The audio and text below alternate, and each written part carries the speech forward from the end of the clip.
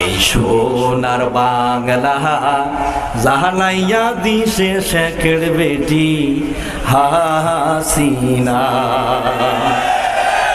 ভাইরে ভাগাই ওল্লা সরকার আসিয়া দেশ করি গেল দেউলিয়া। এই কথাটা মনে হইলে পরাণ ফাইটা যায়। টকশসে আর বাজার জয় হাসিনার পকেট ভর। টকশসে আর বাজার জয় হাসিনার পকেট ভার। আরে পদ্মা হাসি তোর দুর্নীতি তার জানা।